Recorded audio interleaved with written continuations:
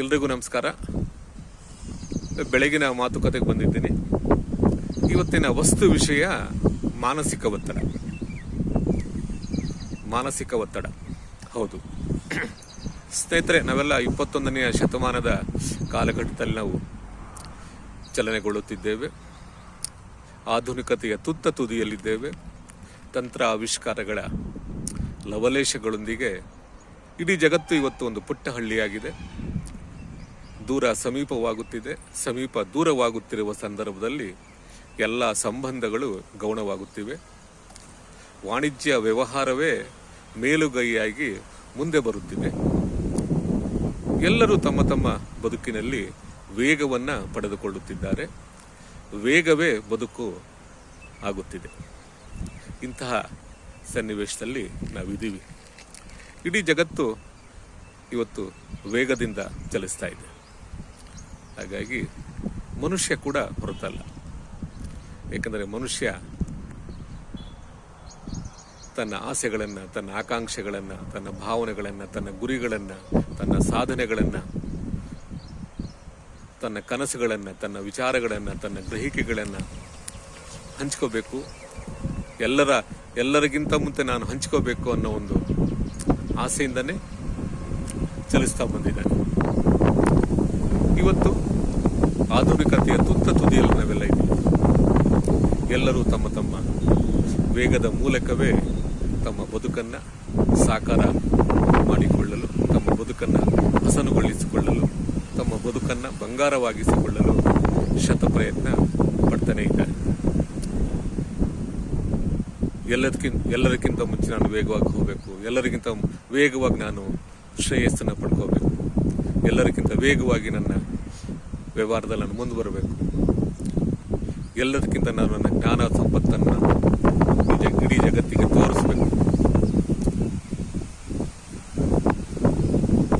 ಎಲ್ಲರಿಗಿಂತ ನಾನು ಮುಂದಿರಬೇಕು ಅನ್ನೋ ಒಂದು ಮಹದಾಸೆ ಇವತ್ತಿನ 21ನೇ ಶತಮಾನದ ಕಾಲಘಟ್ಟದಲ್ಲಿ ಅತಿ ವೇಗವಾಗಿ ಪಡೆದುಕೊಳ್ಳುತ್ತಿದೆ. ಮನುಷ್ಯನ ಮೆದುಳು ಅತ್ಯಂತ ಚುರುಕು ಮತ್ತು ಅತ್ಯಂತ ಮೃದು ಮತ್ತು ಅತ್ಯಂತ ಕಠಿಣ ಮತ್ತು ಅತ್ಯಂತ ಸಂಶೋಧನೆಗಳನ್ನು ಮಾಡುತ್ತಾ ಅತ್ಯಂತ ವಿಚಾರಗಳ ಕ್ಷಮತೆಯನ್ನು ವೃದ್ಧಿಸಿಕೊಳ್ಳುತ್ತಾ ಪ್ರಕೃತಿಗೆ ಸವಾಲಾಗಿ ಮುಖಾಮುಖಿಯಾಗುತ್ತಾ ಈ ನಮ್ಮ ಮೆದುಳು ಕಾರ್ಯಾಚರಣೆ ಮಾಡುತ್ತಾ ಬಂದಿದೆ. ಮನುಷ್ಯ ಇವತ್ತು ಚಂದ್ರಲೋಕಕ್ಕೆ ಹೋಗಿ ಬಂದ್ಬಿಟ್ಟಿದೆ. ಹಾಗಾಗಿ ಅವನು ಬೇರೆ ಬೇರೆ ಗ್ರಹಗಳ ಜೊತೆ ಹೋಗಬೇಕು ಅನ್ನೋ ಒಂದು ಮಹದಾಸೆಯಿಂದ ಕಾರ್ಯತತ್ಪರವಾಗಿದ್ದಾನೆ. ಸ್ನೇಹಿತರೆ, ಇಡೀ ಜಗತ್ತು ವೇಗದಿಂದ ಚಲಿಸುತ್ತಿರುವ ಸಂದರ್ಭದಲ್ಲಿಯೇ ಜಗತ್ತಿನ ಜನರು ಅಷ್ಟೇ ವೇಗದಿಂದ ಮಾನಸಿಕ ಒತ್ತಡಕ್ಕೆ ಕಾರಣ ಆಗ್ತಿದ್ದಾರೆ. ಈ ಮಾನಸಿಕ ಒತ್ತಡ ಅನ್ನೋದು ಒಬ್ಬ ವ್ಯಕ್ತಿಯನ್ನ ಕುಗ್ಗಿಸ್ಬಿಡುತ್ತೆ. ಯಾಕಂದ್ರೆ ಆ ಮಾನಸಿಕ ಒತ್ತಡ ಅನ್ನೋದು ತುಂಬಾ ಅಗಾಧವಾದದ್ದು. ಅದು ತುಂಬಾ ಅಗಾಧವಾದ ಪರಿಣಾಮವನ್ನು ಬೀರುತ್ತೆ. ಈ ಮಾನಸಿಕ ಒತ್ತಡ ಹೇಗೆ ಉಂಟಾಗುತ್ತೆ, ಯಾಕೆ ಬರುತ್ತೆ? ಮನಸ್ಸು ಎಷ್ಟೊಂದು ಸನ್ನಿವೇಶಗಳನ್ನು, ಎಷ್ಟೊಂದು ಸಂಗತಿಗಳನ್ನು, ಎಷ್ಟೊಂದು ಅನುಭವಗಳನ್ನು ಹೀರಿಕೊಳ್ಳುತ್ತೆ. ಇಷ್ಟೆಲ್ಲ ಆದರೂ ಮನುಷ್ಯ ಮಾನಸಿಕವಾಗಿ ಒತ್ತಡದಲ್ಲಿದ್ದಾನೆ. ಈ ಒತ್ತಡವನ್ನು ಅವನು ಹೇಗೆ ನಿಭಾಯಿಸ್ಕೋಬೇಕು, ಒತ್ತಡವನ್ನು ಯಾಕದು ನಾವು ಬರಮಾಡ್ಕೊಳ್ತೀವಿ ಅನ್ನೋದ್ರ ಬಗ್ಗೆ ನಾವು ಒಂದಿಷ್ಟು ಮಾತುಕತೆ ಆಡಿದರೆ, ಪ್ರತಿಯೊಬ್ಬರಿಗೂ ಒಂದು ಒತ್ತಡ ಇದ್ದೇ ಇದೆ. ಪ್ರತಿಯೊಬ್ಬರು ತಮ್ಮ ತಮ್ಮ ಕಾರ್ಯಕ್ಷೇತ್ರದಲ್ಲಿ, ತಮ್ಮ ಕ್ರಿಯಾ ಯೋಜನೆಗಳಲ್ಲಿ, ತಮ್ಮ ಇಚ್ಛಾಶಕ್ತಿಯ ಸಂಘದಲ್ಲಿ ಒತ್ತಡದಲ್ಲೇ ತಮ್ಮ ಬದುಕನ್ನು ಆರಂಭ ಕೊಡ್ತಾರೆ. ಆದರೆ ಈ ಒತ್ತಡ ಅತಿ ವೇಗವಾಗಿ ಪಡೆದುಕೊಂಡಾಗ ಅದು ಬೇರೆ ರೂಪಕ್ಕೆ ಹೋಗ್ಬಿಡುತ್ತೆ.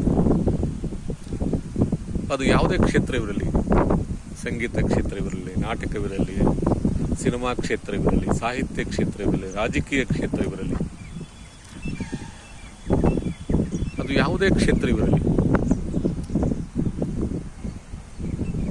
ವೇಗದ ಬದುಕಿಗೆ ನಾವು ಆತ್ಕೊಂಡಾಗ,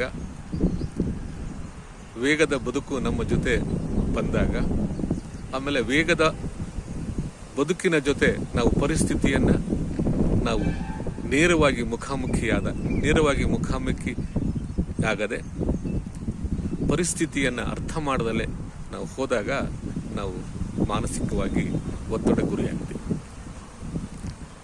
ಯಾಕಂದ್ರೆ ಒಬ್ಬ ವ್ಯಕ್ತಿಗೆ ಯಾವುದೋ ಒಂದು ಸೋಲು ಅದು ತನ್ನ ಮನೋಬಲವನ್ನ, ತನ್ನ ಇಚ್ಛಾಶಕ್ತಿಯನ್ನ ಕುಗ್ಗಿಸ್ಬಿಡುತ್ತೆ. ಅದು ಯಾವುದೇ ಸೋಲಾಗಿರ್ಬೋದು, ಯಾವುದೇ ಕ್ಷೇತ್ರದ ಸೋಲಾಗಿರ್ಬೋದು. ಆದರೆ ಆ ಸೋಲನ್ನ ನಾವು ಗೆಲುವು ಹಾಕಬೇಕು ಅನ್ನಂಗಿದ್ರೆ ಏನ್ ಮಾಡಬೇಕು? ನಾವು ಎಲ್ಲಿ ಸೋತಿದ್ದೀವಿ ಅನ್ನೋದನ್ನ ನಾವು ಆ ಕಾರ್ಯಕ್ಷೇತ್ರದ ಆಳಕ್ಕೆ ಹೋಗಿ ನಾವು ಅಭ್ಯಾಸ ಮಾಡಬೇಕು. ಆಮೇಲೆ ಮಾನಸಿಕ ಒತ್ತಡವನ್ನು ನಾವು ಧೈರ್ಯವಾಗಿ ನಾವು ಮುಖಾಮುಖಿಯಾಗುತ್ತಾ ಮಾನಸಿಕ ಒತ್ತಡವನ್ನು ನಾವು ನಿವಾರಿಸಿಕೊಳ್ಬೇಕು. ಅಂದ್ರೆ ನಾವು ಮೊದಲು ನಮ್ಮ ಆತ್ಮಶಕ್ತಿಯನ್ನ, ನಮ್ಮ ಮನೋಬಲವನ್ನ ವೃದ್ಧಿಸಿಕೊಳ್ಳಬೇಕು. ಯಾವುದೇ ಒಂದು ವಸ್ತು ವಿಷಯವನ್ನ ನಾವು ಪದೇ ಪದೇ ಚಿಂತನೆ ಮಾಡ್ತಾ, ಪದೇ ಪದೇ ನಾವು ಅದೇ ಚಿಂತನೆಗೆ ಒಳಗಾಗ್ತಾ ಹೋಗುವ ನಿಟ್ಟಿನಲ್ಲಿ ನಾವು ಒತ್ತಡಕ್ಕೆ ಸಿಲುಕಿಬಿಡ್ತೀವಿ. ಹಾಗಾಗಿ ಈ ಒತ್ತಡದ ಬದುಕನ್ನು ನಾವು ಹೇಗೆ ಮುಖಾಮುಖಿ ಆಗಬೇಕು, ಅದನ್ನು ಹೇಗೆ ನಿವಾರಿಸ್ಕೋಬೇಕು ಅನ್ನೋದ್ರ ಬಗ್ಗೆ ನಾವು ಆಳವಾದ, ಗಂಭೀರವಾದ, ತುಂಬಾ ವ್ಯಾಪಕವಾದ, ತುಂಬಾ ಅರ್ಥಪೂರ್ಣವಾದ ಗ್ರಹಿಕೆಗಳನ್ನ, ಚಿಂತನೆಗಳನ್ನ ನಾವು ನೋಡಬೇಕಾಗುತ್ತೆ. ಯಾಕಂದ್ರೆ ಮನಸ್ಸಿಗೆ ಅದು ಎಂಥ ಒತ್ತಡ ಬಂದ್ಬಿಡುತ್ತೆ. ಮನಸ್ಸು ಕುಗ್ಗು ಹೋಗುವಂಥ ಒತ್ತಡಕ್ಕೆ ನಾವು ಯಾಕೆ ಗುರಿ ಆಗ್ಬಿಡ್ತೀವಿ? ಯಾಕಂದ್ರೆ ಈ ಬದುಕು ಒಂದು ಜೀವನ, ಈ ಬದುಕು ಅನ್ನೋದು ಒಂದು ಸುಂದರ ಸರೋವರ ಇದ್ದ ಹಾಗೆ. ಆ ಸುಂದರ ಸರೋವರದಲ್ಲಿ ಒಂದು ಕಲ್ಲನ್ನು ಬೀಸಿದಾಗ ಆ ಅಲೆಗಳು ಉಂಟಾಗಿ ಆ ಸುಂದರ ಸರೋವರದಲ್ಲಿ ಒಂದು ಅಶಾಂತಿಯ ನೆಲೆ ಗೋಚರಿಸುತ್ತೆ. ಈ ಅಶಾಂತಿಯ ನೆಲೆಯನ್ನು ನಾವು ಶಾಂತವಾಗಿ ನಾವು ಪರಿವರ್ತನೆ ಮಾಡ್ಕೋಬೇಕು. ಅಂದ್ರೆ ನಮ್ಮ ಗುರಿಗಳತ್ತ, ನಮ್ಮ ಕನಸುಗಳನ್ನ, ನಮ್ಮ ಸಾಮರ್ಥ್ಯವನ್ನ ನಾವು ಓರೆಗಲ್ಲಿಗೆ ಹಚ್ಚಬೇಕು. ಯಾಕಂದ್ರೆ ಮನಸ್ಸಿಗೆ ನಾವು ಎಷ್ಟೊಂದು ಒತ್ತಡಗಳನ್ನು ಹಾಕ್ತೀವಿ. ನಾನು ಆ ಕೆಲಸ ಮಾಡಬೇಕು, ಈ ಕೆಲಸ ಮಾಡಬೇಕು, ಅಲ್ಲಿಗೆ ಹೋಗ್ಬೇಕು, ಆ ಜ್ಞಾನವನ್ನು ಸಂಪಾದನೆ ಮಾಡಬೇಕು, ಎಷ್ಟೊಂದು ಒತ್ತಡಗಳನ್ನು ಹಾಕ್ತೀವಿ. ಆದರೆ ಆ ಒತ್ತಡಗಳು ಮೀರಿ ಹೋದಾಗ ನಾವು ಸೋಲಿನ ದಾರಿ ಕಡೆಗೆ ನಾವು ಹೋಗಬೇಕಾಗುತ್ತೆ. ಆವಾಗ ವಿಫಲವಾದಾಗ ನಾವು ಕುಗ್ಗಿ ಹೋಗ್ಬಿಡ್ತೀವಿ. ಆದರೆ ನಾವು ಯಾವುದೇ ಕ್ಷಣದಲ್ಲಾಗಲಿ, ಎಂಥ ಸಂದರ್ಭದಲ್ಲಾಗಲಿ ನಾವು ಆ ಮಾನಸಿಕ ಸ್ಥೈರ್ಯವನ್ನ ಮತ್ತು ಆತ್ಮಬಲವನ್ನ ಕಳೆದುಕೊಳ್ಳಬಾರದು. ಅನೇಕ ಜನರು ಮಾನಸಿಕ ಒತ್ತಡದಿಂದ ಇವತ್ತು ಬಳಲ್ತಿದ್ದಾರೆ. ಇವತ್ತು ಅದು ಒಂದು ರೋಗ ಕೂಡ ಆಗುವಂತ ಸನ್ನಿವೇಶದಲ್ಲಿದೆ. ಆ ಮಾನಸಿಕ ಒತ್ತಡವನ್ನು ನಾವು ನಿವಾರಣೆ ಮಾಡಬೇಕು ಅನ್ನಂಗಿದ್ರೆ ನಾವು ನಮ್ಮ ಸ್ನೇಹಿತರು, ನಮ್ಮನ್ನು ಇಷ್ಟಪಡೋರು, ನಮ್ಮನ್ನ ಪ್ರೀತಿಯಿಂದ ನೋಡೋರು, ಸಮಾನ ಮನಸ್ಕರಾಗಲಿ, ಬೇರೆ ಯಾರೇ ಆಗಲಿ ಅವ್ರ ಜೊತೆ ನಾವು ಅನುಸಂಧಾನ ಮಾಡಬೇಕು, ಮಾತಾಡಬೇಕು. ನಾವು ಮತ್ತೆ ಪರಿಸ್ಥಿತಿಯನ್ನು ನಾವು ಅರ್ಥ ಮಾಡ್ಕೋಬೇಕು. ನಾವು ಯಾಕೆಂದ್ರೆ ಎಲ್ಲರೂ ಅವ್ರದೇ ಆದ ಕನಸಿನ ದಾರಿಯಲ್ಲಿ ಹೋಗ್ತಾನೆ ಇರ್ತಾರೆ. ಆ ಕನಸಿನ ದಾರಿಯಲ್ಲಿ ಹೋಗ್ಬೇಕಾದ್ರೆ ಆ ದಾರಿಯ ಹೆಜ್ಜೆಗಳು ಸರಿಯಾಗಿ ಇಡದೇ ಇರುವಾಗ ಆಗ ಅವರು ವಿಫಲರಾಗ್ತಾರೆ. ಹಾಗಾಗಿ ಮನಸ್ಸಿಗೆ ನಾವು ಒತ್ತಡವನ್ನು ಹಾಕಲೇಬಾರ್ದು. ಅದು ಯಾರೇ ಆಗಿರಲಿ, ಯಾವ ಕ್ಷೇತ್ರದ ಯಾವ ವ್ಯಕ್ತಿಯೇ ಆಗಿರಲಿ. ಆದರೆ ಆ ಒತ್ತಡವನ್ನು ನಿಭಾಯಿಸುವ ಶಕ್ತಿ ಸಾಮರ್ಥ್ಯವನ್ನು ನಾವು ಪಡ್ಕೋಬೇಕು. ಈಗ ನೋಡಿ, ಒಬ್ಬ ಕ್ರೀಡೆಯಲ್ಲಿ ತನ್ನ ಶಕ್ತಿ ಸಾಮರ್ಥ್ಯವನ್ನು ತೋರಿಸಬೇಕು ಅಂದರೆ ಅವನು ಸತತ ಅಭ್ಯಾಸದ ಮೂಲಕವೇ ಅವನು ಆ ಸಾಮರ್ಥ್ಯವನ್ನು ತೋರಿಸ್ಬೇಕು. ಅವನು ಸತತ ಅಭ್ಯಾಸ ಮಾಡ್ದಲೇ ಅವನು ಆ ಫೀಲ್ಡಿಗೆ ಇಳಿದ್ರೆ, ಆ ಓಟಕ್ಕೆ ಇಳಿದ್ರೆ ಅವನು ವಿಫಲನಾಗ್ತಾನೆ. ಹಾಗಾಗಿ ಯಾವುದೇ ಕ್ಷೇತ್ರವಿರಲಿ, ಸಿನಿಮಾ ಇರಲಿ, ಸಂಗೀತ ಇರಲಿ, ನಾಟಕ ಇರಲಿ, ರಾಜಕೀಯ ಇರಲಿ, ಯಾವುದೇ ಕ್ಷೇತ್ರವಿರಲಿ, ಆ ಕ್ಷೇತ್ರದಲ್ಲಿ ನಾವು ಆಳವಾದ ಅಭ್ಯಾಸವನ್ನು ಮಾಡಬೇಕು ಮತ್ತು ನಾವು ಆತ್ಮಸ್ಥೈರ್ಯದಿಂದ, ಆತ್ಮಬಲದಿಂದ ನಾವು ಮಾನಸಿಕ ಒತ್ತಡವನ್ನು ನಾವು ನಿವಾರಣೆ ಮಾಡಬೇಕು. ಈ ಮಾನಸಿಕ ಒತ್ತಡವನ್ನು ನಿವಾರಣೆ ಮಾಡಬೇಕು ಅಂದರೆ ನಾವೇನು ಮಾಡಬೇಕು? ಒಳ್ಳೊಳ್ಳೆಯ ಪುಸ್ತಕಗಳನ್ನು ಓದಬೇಕು, ಒಳ್ಳೊಳ್ಳೆ ವಿಚಾರಗಳನ್ನು ಓದಬೇಕು. ಆ ವಿಚಾರಗಳಲ್ಲಿರುವ ಆ ಸಂಗತಿಗಳನ್ನು ನಾವು ತುಂಬ ಆಳವಾಗಿ ನಾವು ಯೋಚನೆ ಮಾಡಬೇಕು. ಜನಗಳ ಜೊತೆ ಮುಕ್ತವಾಗಿ ನಾವು ಮಾತಾಡಬೇಕು. ಮತ್ತು ನಾನು ಸಾಧನೆ ಮಾಡ್ತೀನಿ, ನಾನು ಸಾಧನೆ ಮಾಡೋದಕ್ಕೋಸ್ಕರವೇ ನಾನು ಇಲ್ಲಿಗೆ ಬಂದಿದ್ದೀನಿ ಅಂಥೇಳಿ ಆ ಅಭ್ಯಾಸವನ್ನು ನಾವು ರೂಢಿಸ್ಕೋಬೇಕು. ಒಂದು ಸೋಲಾದರೆ ನನ್ನ ಜೀವಮಾನವೇ ಕಡೆ ಅಂತ ನಾವು ಯೋಚನೆ ಮಾಡಬಾರ್ದು. ಸೋಲುಗಳನ್ನು ಗೆಲುವಾಗಿ ಹೇಗೆ ಪರಿವರ್ತನೆ ಮಾಡ್ಕೋಬೇಕು, ನಮ್ಮ ಒತ್ತಡವನ್ನು ನಾವು ಹೇಗೆ ನಿವಾರಿಸ್ಕೋಬೇಕು ಅನ್ನೋದನ್ನು ನಾವು ಮೊದಲು ಕಲಿಬೇಕು. ಅದು ಯಾವುದೇ ಆಗಿರ್ಬೋದು, ಪರೀಕ್ಷೆ ಆಗಿರ್ಬೋದು, ಒಂದು ಜ್ಞಾನದ ವಿಷಯ ಆಗಿರ್ಬೋದು, ಯಾವುದೇ ವಿಷಯವಿರಲಿ, ನಾವು ಆ ವಿಷಯದ ವಸ್ತುವಿನ ಬಗ್ಗೆ ನಾವು ತಲಸ್ಪರ್ಶಿಯಾಗಿ ಮತ್ತು ಅಗಾಧವಾಗಿ ಪರಿಶ್ರಮದ ಜೊತೆ ನಾವು ಸಾಗಬೇಕು. ನಮ್ಮಲ್ಲಿರುವ ಅಹಂ, ನಮ್ಮಲ್ಲಿರುವ ಸುಜನ ಪಕ್ಷಪಾತ, ನಮ್ಮಲ್ಲಿರುವ ಅಹಂಕಾರವನ್ನು, ನಮ್ಮಲ್ಲಿರುವ ದ್ವೇಷಗಳನ್ನು, ನಮ್ಮಲ್ಲಿರುವ ಸಿನಿಕತನವನ್ನು, ನಮ್ಮಲ್ಲಿರುವ ಆಷಾಢಭೂತಿತನವನ್ನು, ನಮ್ಮಲ್ಲಿರುವ ಅನೇಕ ನ್ಯೂನತೆಗಳನ್ನು ನಾವು ಹೋಗಲಾಡಿಸಬೇಕು. ಅದನ್ನು ಹೋಗಲಾಡಿಸಿದಾಗ ನಮ್ಮ ಮನಸ್ಸು ಒಂದು ಹಗುರವಾಗುತ್ತೆ, ನಮ್ಮ ಮನಸ್ಸಿಗೆ ಒಂದು ಧೀಶಕ್ತಿ ಪ್ರಾಪ್ತವಾಗುತ್ತೆ. ಹಾಗಾಗಿ ಮಾನಸಿಕ ಒತ್ತಡಕ್ಕೆ ನಾವು ಯಾವತ್ತೂ ಒಳಗಾಗಬಾರ್ದು. ಆದರೆ ಇದು ಅಷ್ಟು ಸುಲಭವಲ್ಲ, ನಾವು ಅಂದ್ಕೊಂಡಂಗೆ ಸುಲಭ ಅಲ್ಲ. ಯಾಕಂದರೆ ಒಬ್ಬೊಬ್ಬರ ಮನಸ್ಸು ಒಂದೊಂದು ರೀತಿಯಲ್ಲಿ ವರ್ತನೆ ಮಾಡುತ್ತೆ. ಒಬ್ಬರು ಅದೆಂಥ ಸಮಸ್ಯೆಗಳು ಬಂದರೂ ಮನಸ್ಸಿಗೆ ತೆಗೆದುಕೊಳ್ಳೋದಿಲ್ಲ. ಇನ್ನು ಕೆಲವರು ಸಣ್ಣ ಸಣ್ಣ ಸಂಗತಿಗಳನ್ನು ತುಂಬ ಗಂಭೀರವಾಗಿ ತಗೊಂಡ್ಬಿಡ್ತಾರೆ. ಅದ್ರ ಬಗ್ಗೆನೇ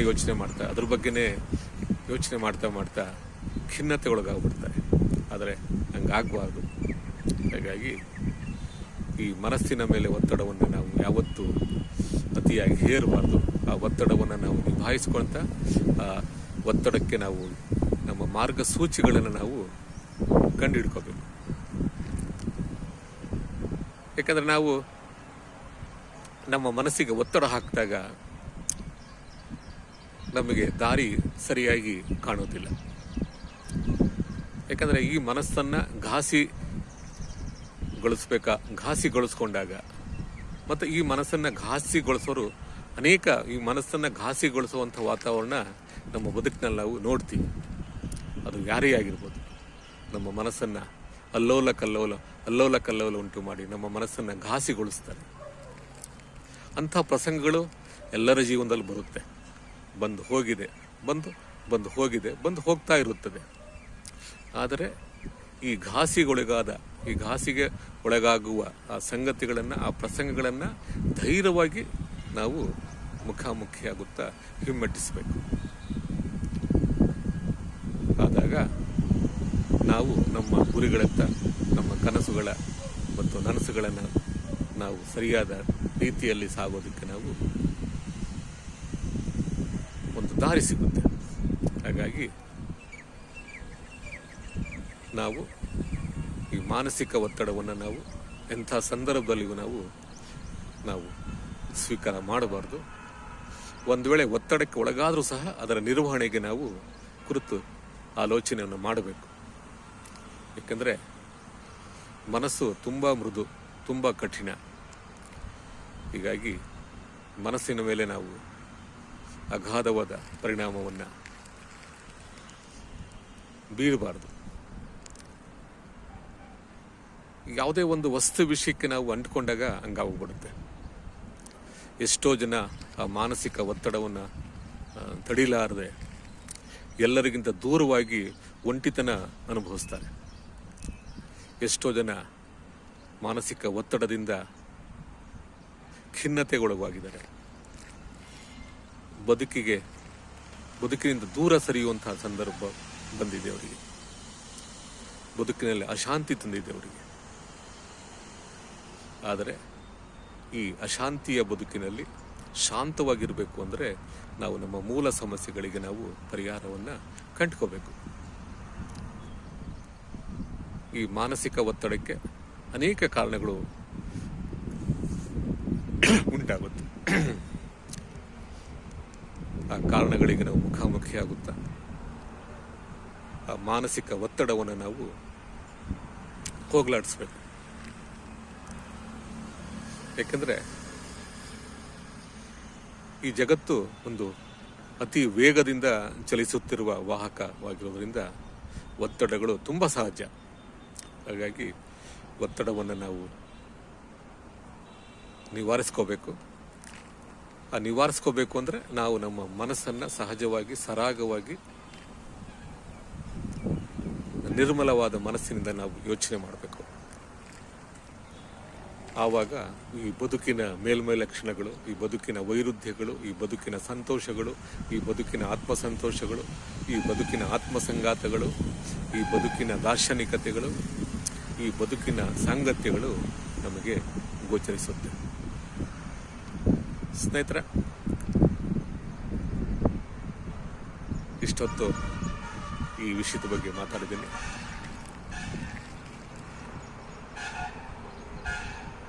ಇದು ನನ್ನ ತಿಳಿದುಕೊಂಡಿರುವಂತಹ, ನಾನು ಗ್ರಹಿಸಿರುವಂತಹ ನನ್ನ ಅನುಭವಗಳ ಮುಖಾಂತರ ನಿಮ್ಮ ಜೊತೆ ಹಂಚಿಕೊಂಡಿದ್ದೀನಿ.